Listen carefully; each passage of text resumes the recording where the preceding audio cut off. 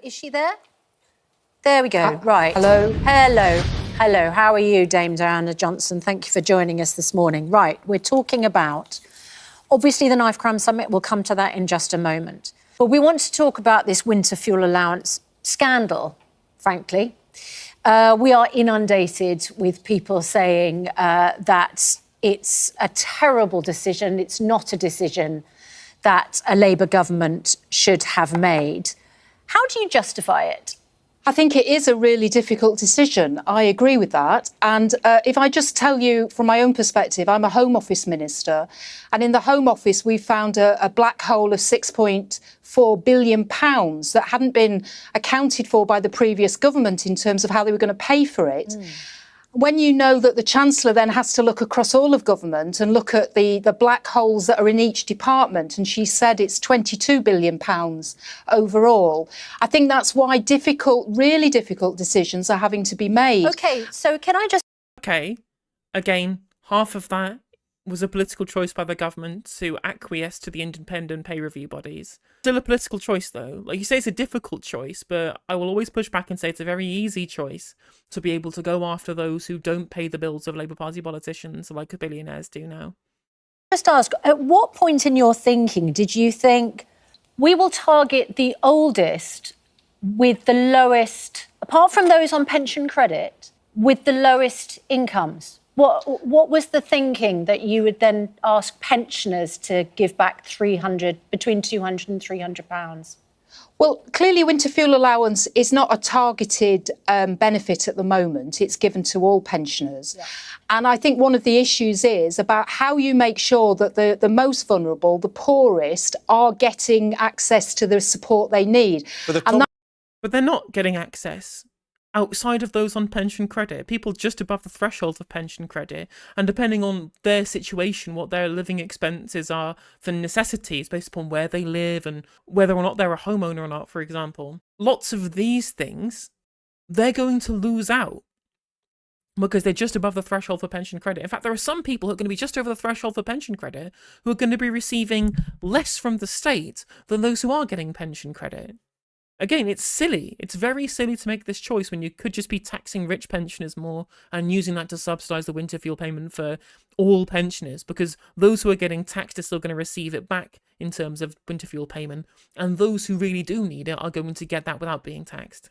The problem is, Diana Johnson, that Steve Webb, the former pensions minister, says there will be close to 1 million pensioners who are living below the official poverty line, who don't qualify for the pension credit, and therefore they're going to lose this money. So we're not talking about rich pensioners, we're not talking about middle-income pensioners, we're talking about poor pensioners who are being asked to pay first to fill in the black hole. Yeah, and I'm not shying away from the fact this is a really difficult decision. I do want to say, though, on pension credit, there are many pensioners who are not claiming that, who should claim it, which would then passport them through to getting the winter fuel allowance when it becomes a targeted benefit. That would undo the whole point of the means test. If the means test is there to save money, because the nation's finances, the foundations need to be fixed, you're not going to be saving money because you're going to have a massive uptake of people who previously weren't eligible for pension credit, but now are. Andrew Fisher was talking about this in The Independent today. When you do the maths, like half of the money they're going to save through the means test is now going to have to be given back out in the increasing uptake in pension credit. So that fundamentally fails as a budget balancing exercise then, if you try and do that. And also, you'll know that the Labour government is committed to the triple lock on pensions, so the pension will rise each year. I think it's really important that we recognise this is a difficult decision, as I've said, I think 3 times now, not an easy one. Yeah, you have said it quite a lot. Funny that. One for anybody, but the Chancellor, having looked across government, looked at the state of the economic inheritance that we have, has put forward this proposal, but to support the poorest and most vulnerable. And also we know that generally across government there is an attempt to deal with high energy bills, and we've got the creation of GB Energy to help in the long term with that. You can't say with a straight face that the decision to means test the winter fuel payment was something that Rachel Reeves just decided to do because she happened to see the state of the nation's finances, when she was literally in the Commons advocating for the means testing of the winter fuel payment in 2014, before we actually had a properly anti-austerity politician in charge of the Labour Party. She was already advocating for this. This isn't a snap decision that she's made after seeing the books and realising everything was trashed by the Conservatives. She wanted to do this already. She always wanted to do this. And also work around insulation of properties. But you said, sure Diana that... Johnson, you said 3 times it's a difficult decision. But the question we're asking you is it a fair decision? Is it fair for pensioners in poverty who don't qualify for the pension credit to be the people who are asked to pay to fill in the black hole when you're not asking anybody else? Well, of course, we have Anybody else like the rich, Ed? the budget coming up in October, and there'll be more measures there. I'm sure you'll appreciate. I'm not privy to that, but there will be further announcements Is it about fair? Is it how... fair what the Chancellor's doing? I think Will it's you a tell really... us it's a fair thing to do? I think it's a really difficult decision. You've said, can I just ask, that. for our on behalf of our viewers, can you stop saying it's a difficult decision? Okay. Right? We all understand Okay. you have to make choices. You've made this particular choice. You didn't find it difficult because you made it. So is it the right decision?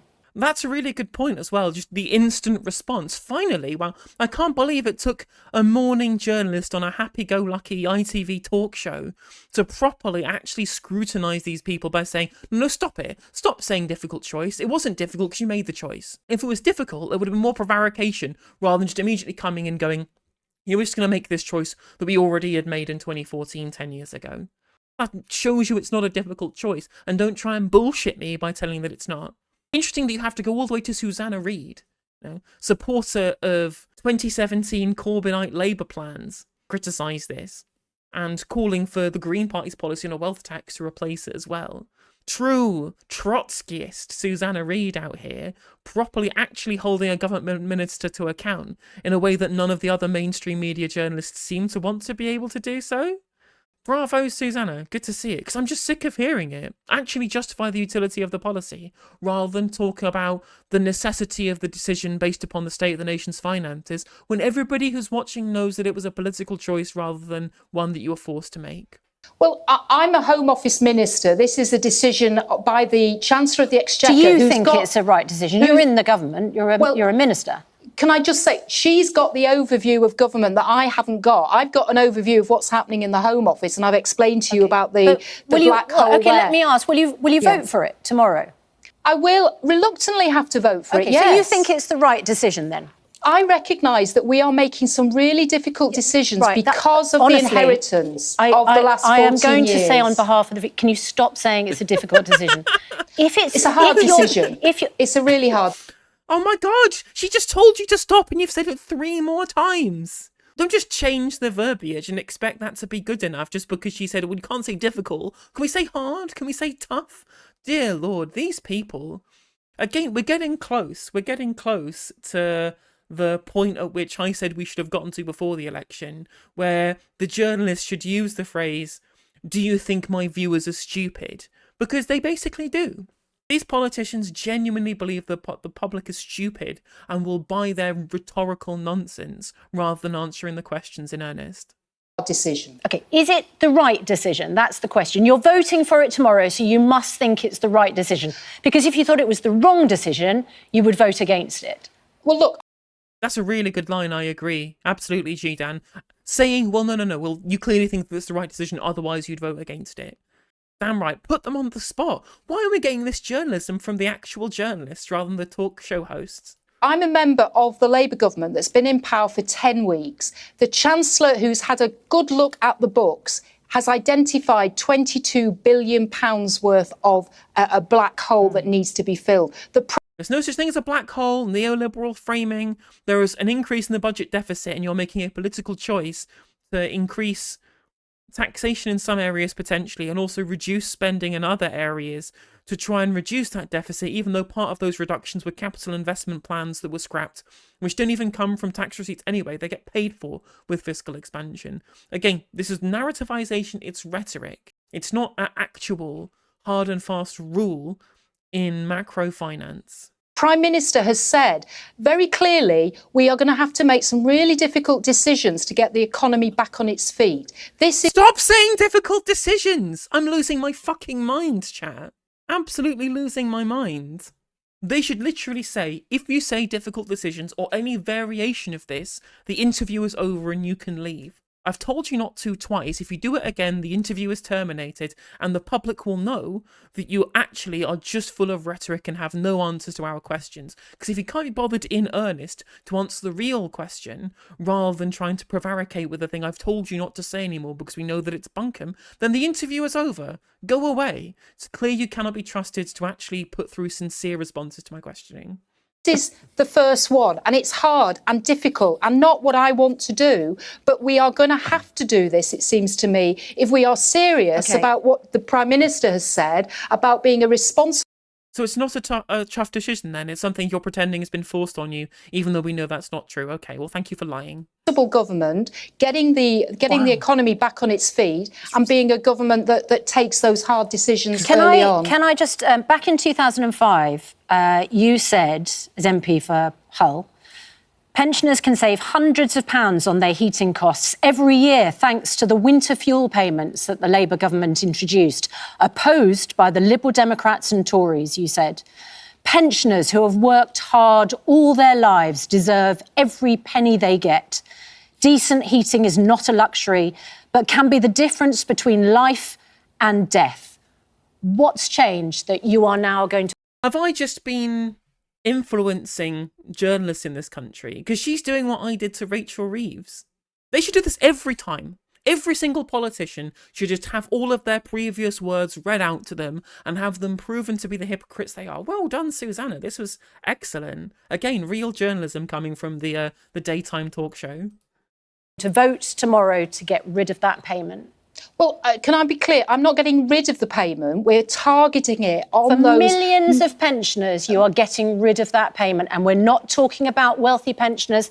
Ed has just pointed out a huge number of them are below the poverty line. You yourself have identified that almost a million of them are not in receipt of pension credit because they don't claim it.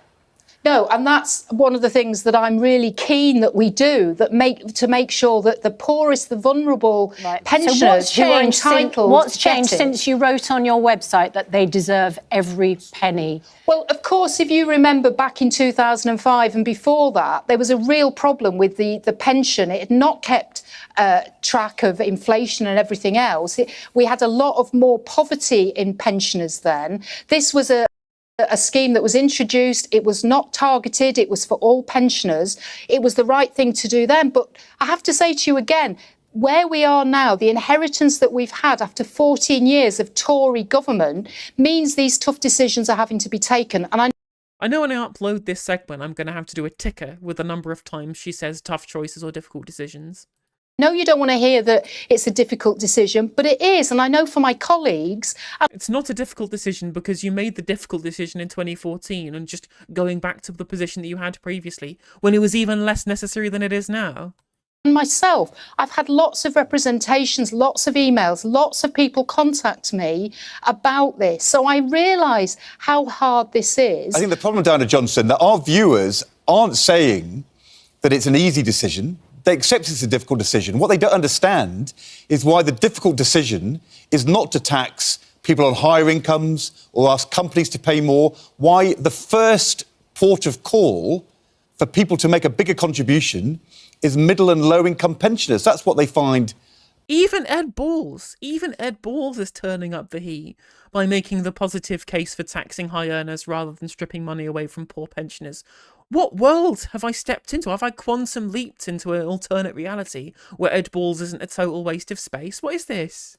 Baffling. Can I just ask you, if the Chancellor, she said she doesn't want to do this, the Prime Minister says, I don't want to do this, if the Chancellor discovered in the next week, unexpectedly, she had found £1.5 billion she didn't know she had, and she announced, I'm going to use that money instead and keep the winter fuel allowance for everybody, what would your reaction be? Well, if the Chancellor is able to do that, obviously I would be very happy with that. But I have to have regard to the fact that the Chancellor has had a look across government, has looked at all the budgets, has looked at the state our finances are in, and has come to this conclusion that this is the decision that she thinks we should make. But you're absolutely right. If she was able to do something differently, that I'm sure would go down very well. But she can do something different. You've just been told about a different choice that you could make by taxing high earners rather than getting rid of the universal winter fuel payment. You've just been given an alternative, and you're saying, well, if there was an alternative, I'm sure she'd do it. But you've been told what the alternative is, and you're endorsing not doing the alternative, you idiot. Do these people not hear themselves speak? Oh, but If you enjoyed the video, make sure that you like and leave a comment. That helps the video out in the algorithm. If you subscribe and ring the bell, it'll let you know when I go live. I stream every day on YouTube and Twitch. You can also follow all of my socials down in the description. And if you want to support me in a more financial manner, there's a join button for membership to just 99p to be a member on YouTube, as well as a Patreon, and there's some merch there as well. And hopefully I'll catch you on the next video. Take care.